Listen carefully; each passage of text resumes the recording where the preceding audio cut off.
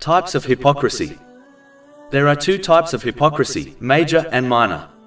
The major type refers mainly to those who lived in the time of the Holy Prophet Muhammad, peace and blessings be upon him. They outwardly accepted faith while rejecting it with their hearts.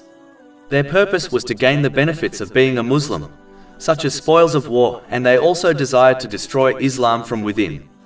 They have been promised eternal punishment in the lowest depths of hell. Chapter 4 An-Nisa, verse 145.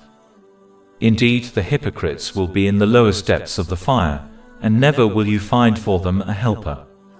The minor type does not take one out of the fold of Islam, but it is nonetheless a type of character which is far from a successful Muslim.